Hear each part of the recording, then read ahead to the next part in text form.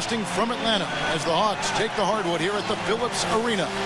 And now we take a brief check at the matchups. Our starting five for both teams. And guys, taking a look at Paul George, what will we see from him? Well, he's an exciting young player.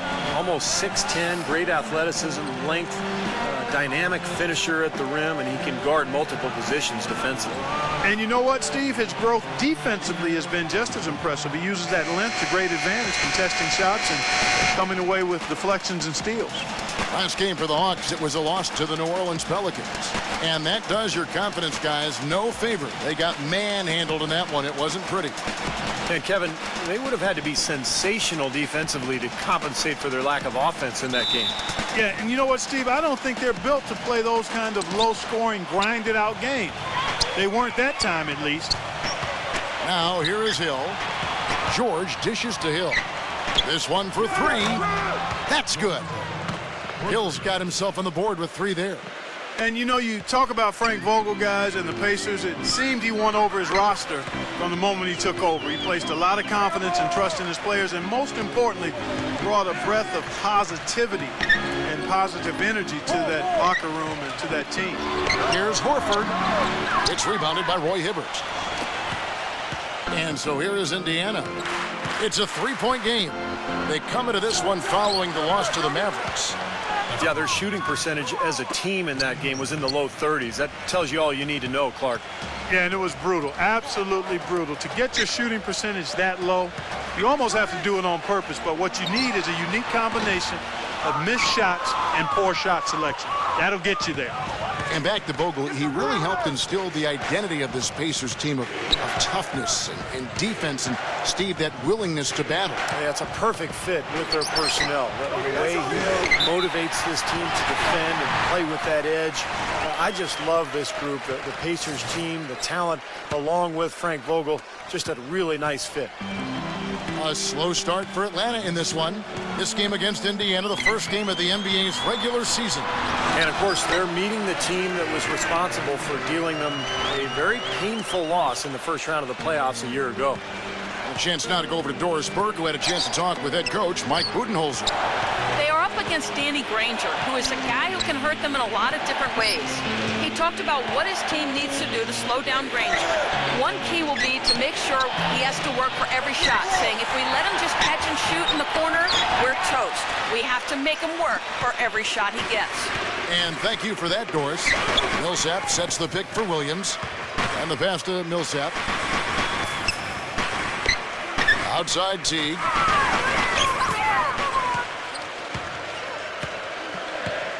Clock at 4. And 2 free throws coming up as he misses that one. Drawing the whistle and a lot of contact there.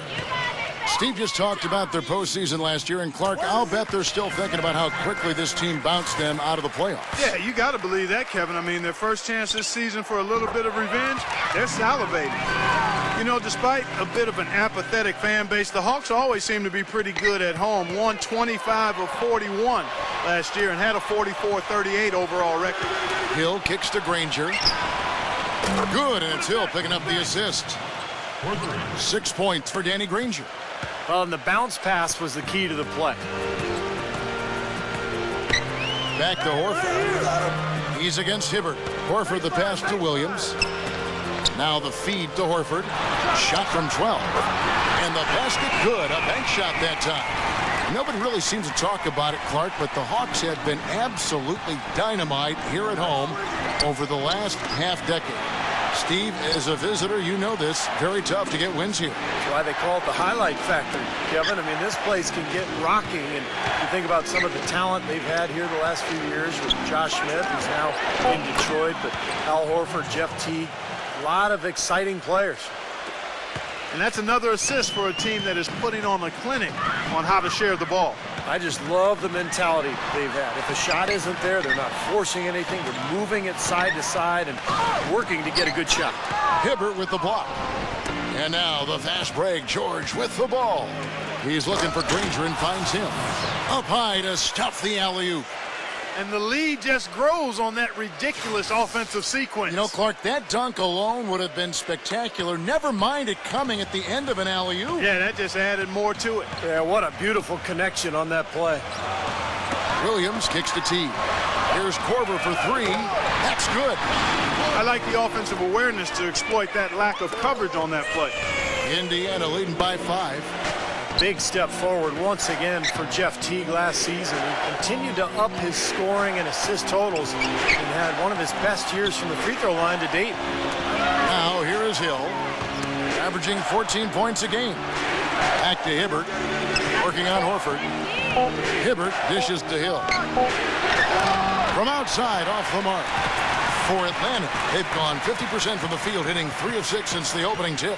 And Steve, back to Teague. He's working on that outside shooting, but as a point guard, you know, Clark, he's very effective around the rim. With those little in-between shots you like so much. Kevin, I love the arsenal he has, and every point guard needs to have those runners, floaters, flippers, I call them. You've got to have that. You're not always going to be able to get to the rim against such, you know, against bigger guys. And Steve also mentioned his good free throw percentage, so the more he can get himself to the line, the better for him and his team. Here's Hill, following the basket by Paul Millsap. Hill kicks to George. It's back to Hill. Granger passes to Hibbert. From 6 feet out, he nails it.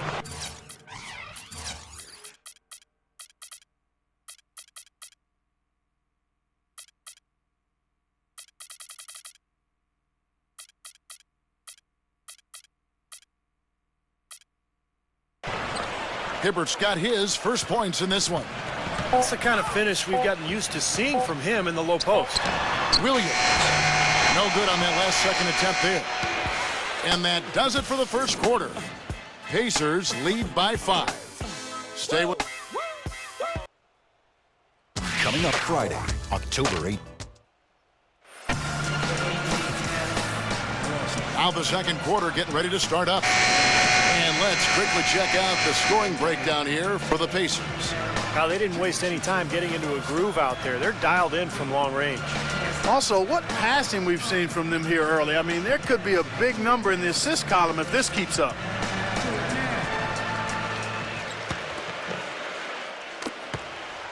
The Hawks trail by 5. Well, if the Pacers wanted to grab the attention of the league with their postseason play, they certainly did that. They marched through the first 2 rounds by knocking off the Hawks and the Knicks. And, boy, remember, they were a game away from the NBA Finals. And now, brought to you by Gatorade, all fueled up and ready to go. Let's reset our lineups. On the court right now for the Hawks. Schroeder is out there with John Jenkins. Then it's Damari Carroll. Then there's Horford. And it's Brand in at the power forward position. Carroll passes to Brand. There's the dish to Carroll. Carroll gets a screen from Brand. Carroll kicks to Brand. Stoll is there. 2 on the clock. No good from Brand. Ultimately, the Pacers would fall to the Heat, but they put them to the test. I don't think there's any doubt about that. They gained respect league-wide even more than they had going into the playoffs. It took 7 games, Clark, and you saw them all, which a lot of folks didn't see coming. I know that's the case, and yet the way the Pacers showed such grit in that series, it indicates they can compete with anybody. And when you have a defensive anchor like they do in Roy Hibbert, they've got a chance to be a championship team before long. And Doris Burke has a report for us from the sideline. Well, Kevin, even though there have been a lot of changes over the past few seasons in Atlanta, the team has rebounded despite the turnover in coaches and players. Al Horford said it came together quickly because of the GM, saying, quote, "We understood he was trying to do some things in a different way." It sounds like they have a good understanding of what they are trying to accomplish here, guys. A lot of talent, Doris. They're keeping them all working together. Paul George with the steal. Rejected by Schroeder. And that's out of bounds. Indiana will retain possession. As we close in on the start of the playoffs, let's see how the East is stacking up. Taking a look at Indiana. Right now, they're locked into 3rd place in the conference, looking to get a high seed for the playoffs. And, of course, there's the Hawks, 3 spots below. Looking at Indiana, they've done it again this season. Established themselves as one of the league's elite teams. And, you know, that's really the mark of a great franchise, Clark, when you can do it over and over again. particularly when the expectations are high, because the pressure's on, and all you can do is continue to work and compete and try to perform at the same level you've been at, and that's exactly what this team's doing. And now the first timeout called here for the Hawks. It was certainly a slow start to the season for the Pacers. Their veteran and leading scorer, Danny Granger, was on the shelf with a knee injury, but somehow this team found its identity around defense and the emergence of some younger players that may serve them well going forward. You get Danny Granger back with the young, emerging talent. This team should contend for a while. Carroll kicks to Schroeder. He dishes it to Jenkins. Down to 5 on the shot clock.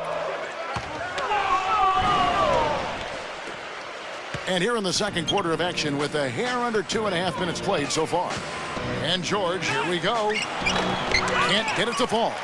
And Granger was able to come back for them for a stretch during the regular season, but eventually had to once again miss the rest of the games. But the team had grown to where, that probably didn't derail them, as it might have, Steve, in the past. Well, the big thing with the Pacers, Kevin, is that they have a lot of depth now across the roster. And with the emergence of Paul George, who kind of took Granger's spot, they were able to move on pretty well without him. Well, you got to help out the team whenever you can, and this group of shooting guards have helped out on the glass for their respective teams this year. Paul George on top. And a two-guard who's as prolific as a rebounder as he is, that's a rare breed in the NBA. I mean, it defies conventional wisdom that he's able to pull down as many boards as he does from that position. Well, I start with his athleticism, Steve. I mean, that makes it possible. And he's got a nice feel for playing in the post as well.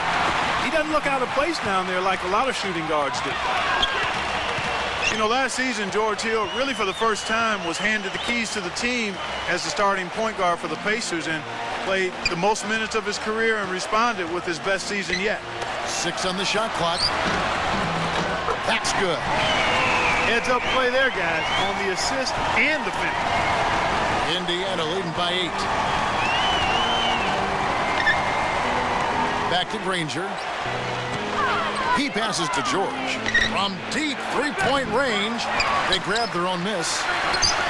Kicks it out to Granger. Indiana again missing. Atlanta's gone 0-2 from deep here in the second. And that's going to be...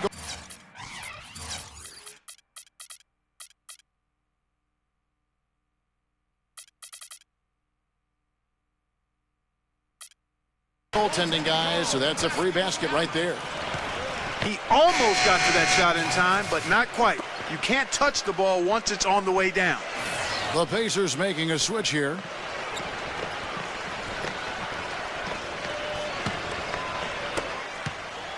Indiana's gone to the three-pointer 11 times tonight and nailed 5 of them. He kicks it to George. It's back to Hill. On the wing, George. Here, the step back, and that one's good. George has got 5. And going back to George Hill, great length and athleticism at the point guard position, defensive-minded guy. He really fits with the hard-nosed identity of this team. Wouldn't you say, Steve? Yeah, I love George Hill. Offensively, he shoots with range, and he's able to slash and draw fouls. Excellent rebounder for the point guard position. And you mentioned the length. I mean, the wingspan for Hill allows him to guard both 1s and 2s in the backcourt. Indiana.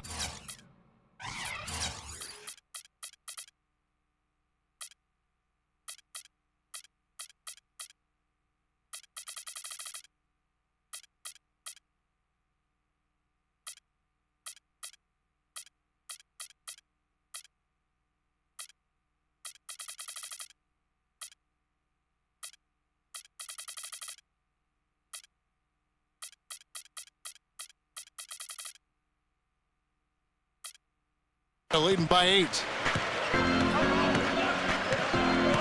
Pass to Granger.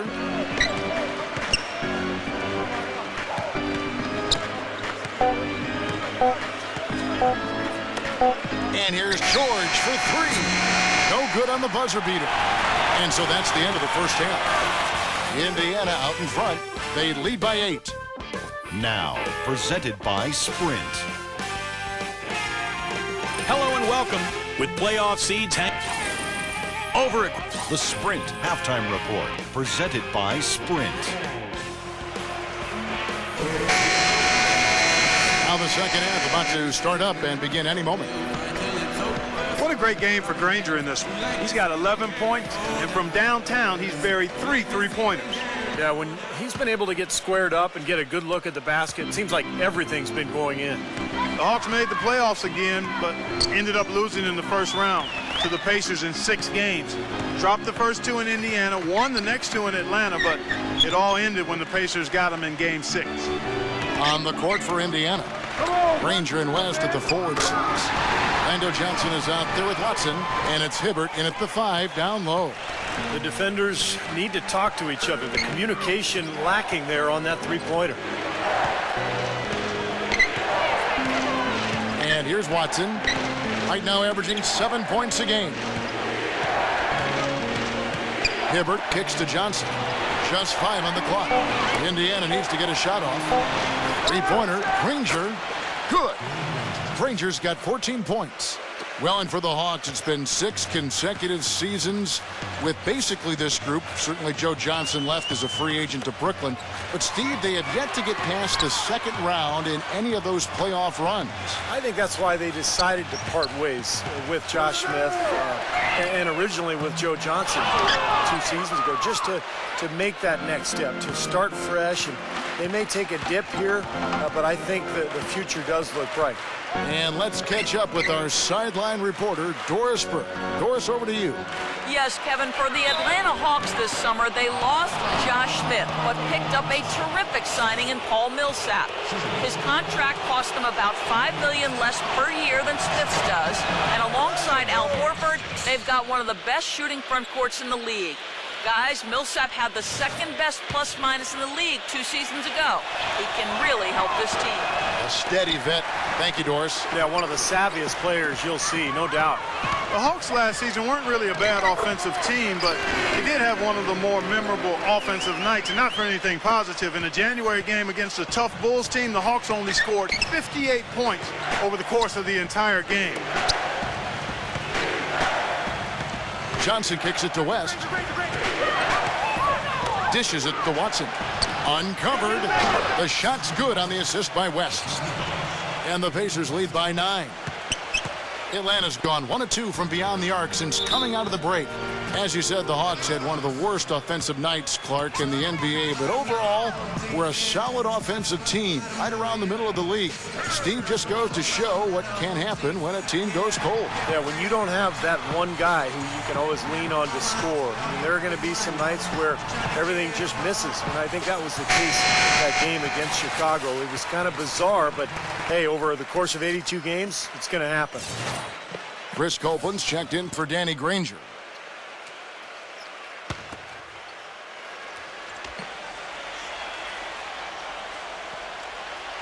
Into the third we go. 2 minutes in now. Outside Teague. Korver kicks to Williams. Nice ball movement here by Atlanta. And Kyle Korver hits from deep. Korver's got 9. And their offense is flowing. It's clicking right now at the beginning of the second half. They've made 3 of their first 4 attempts. Kicks it to Watson. He feeds it to Copeland. Pass to Hibbert. Working on Horford. Releases. Can't hit. After signing the big contract, a lot was expected from Roy Hibbert last season, and he put a little pressure on himself, but he also had a wrist injury, got off to a slow start, and didn't find his groove until the calendar turned to 2013. Horford sets a screen for Williams. Clock at 6. Back to Teague. Here's the 3. No luck. And Indiana will come the other way. And for Hibbert, a first-time All-Star in 2012. His slow start cost him a shot, I think, to repeat as an All-Star last season. That was after he signed the big contract, too, with the Pacers. Yeah, but he sure recovered well, because in the second half of the season and the playoffs, he was one of the best players in the NBA. In fact, he gave Miami all kinds of troubles in the East Conference Finals. Outside Teague. Feeds it to Korver. Back to Teague. Atlanta needs to get off a shot here. Korver kicks to Teague. From the arc. It's rebounded by Copeland. Indiana leading by 8. Johnson attacking. The pass to Copeland. Here's the feed to Watson. The dish now to West. Millsap on him. West passes to Copeland. Back to West. And that one goes long. That's not a sight you see very often. I mean, he has a great feel for that jump shot, especially when he's open. Williams dishes to Korver.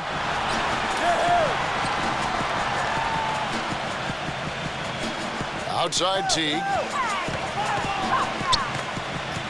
Pass to Williams. With the shot. Atlanta again missing. For Indiana, they've gone 3 of 5 to start the second half, developing a nice rhythm out there. Now 8 seconds separating the two clocks. Johnson kicks to Watson. Backing down is Hibbert. He dishes it to Watson. And Indiana, another 3. Now Williams. He's been patient so far. Nothing yet on the scoreboard. Korver, no luck.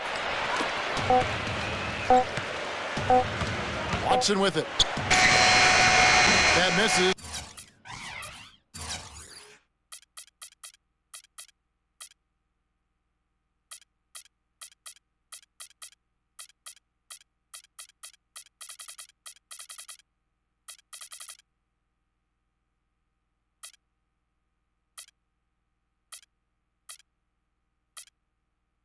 Would have counted had it gone in.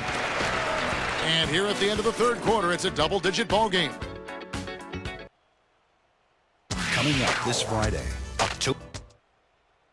And we're getting underway here in the fourth quarter. The scoreboard tells the story in this matchup, but we'll see how much things change up here.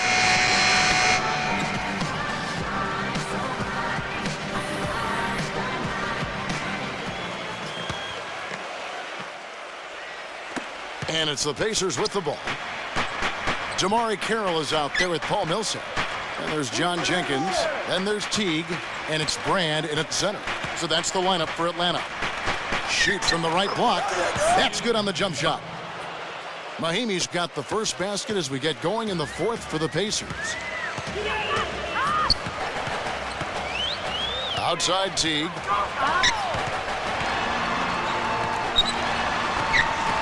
He passes it to Jenkins. Shot clock at 6.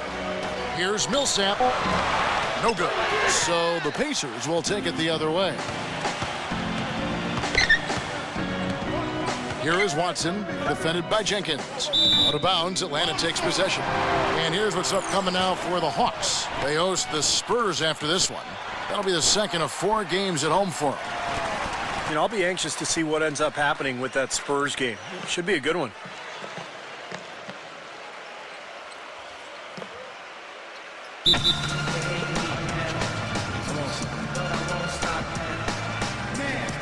Timeout called the Pacers.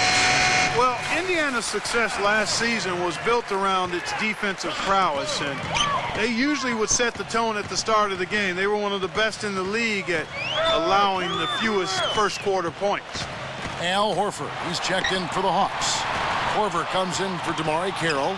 And let's get this update now from Doris Burke, who's across the way on the sideline. Kevin, I was able to hear the advice Frank Vogel gave to his team during that last break. He was absolutely adamant, saying, don't let them off the hook. Let's keep our foot on the pedal and keep doing the things that have gotten us here this far. We're almost home. Thanks, Doris. And Copeland kicks to Scola. Their turnaround jumper. And again, it's Indiana converting. Going back to the Pacers once more, you knew they wanted to emphasize defense each game, and Steve, they would always come out and get right in the offensive player's face to start the game. And they allowed the fewest first quarter points of any team in the league last year, Kevin. That's a great way to kind of set the tempo, set the tone in a ball game. And the Pacers were able to establish that defense right away. Watson, the pass to Mahimi.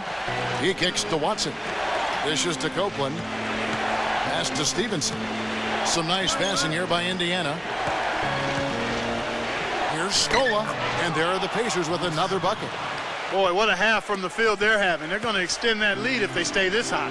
Now they've taken it up another notch, Clark, looking very confident out there. Outside Teague. Horford high post. Can't get it to go. Some solid defense from Mahinmi. Clark, if they want to, they can milk the clock just a little bit here. Amen. I think that's the best option. Watson dishes to Mahinmi. Kicks to Watson. He feeds it to Copeland. There's the pass to Stevenson. Rebound by the Hawks. Boy, for my taste, he's far too inconsistent with that shot. I mean, he's got to make those if he's going to take his game to the next level. Pass to Brand.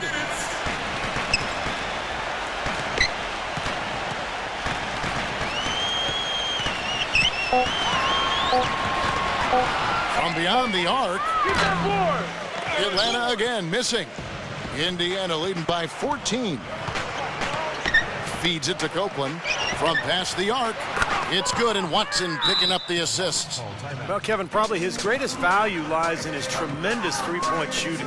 He's out on the perimeter, and it gives them the ability to really stretch the defense out. And I know he's a fan favorite because he can catch fire immediately at any point in the ball game and just start pouring it in from all over the place. Atlanta calls timeout. They're down by 17. There's 1:38 left in the fourth quarter. Indiana making some changes. West comes in for Luis Scola, and Orlando Johnson subbed in for C.J. Watson. Well, if you're just tuning in, welcome. We've got about 3.5 minutes gone here in the fourth quarter. Williams kicks to Teague. To stop the run, David West grabs the miss. West has got his fourth rebound in this one. It's a +5 advantage for them in the rebounding category after that board. Very steady work they've been doing on the interior, no question, and that's, I think, the main reason they have this lead. Mahinmi down low, guarded by Horford. So he gets the whistle. Contact on the way up, and 2 shots coming up. Well, at least the defender got his money's worth on that one. Yep, that was an easy whistle for the official. Well, Jan Mahinmi wasn't a big name when he became a free agent a few years back. But, you know, the Indiana Pacers saw enough in him that they were willing to offer up to a 4-year deal for Jan to be the backup center. Looking at who's out there now for the Hawks. Eldon Brand's checked in for Horford. Damari Carroll comes in for Kyle Korver. And it's Schroeder in for Jeff Teague. A double clutch. And it's blocked.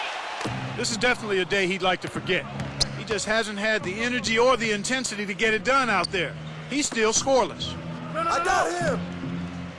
And there's the feed to Copeland. The dish to Stevenson. 5 on the clock. Passes it to Johnson from downtown. Hits the bucket. Well, the fans already heading for the exits, clearly not pleased with the way their home team played here today.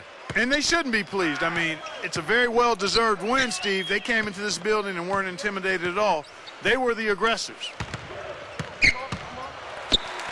Schroeder kicks to Williams. And just miss after miss right now. So no problem for Indiana as they get the win.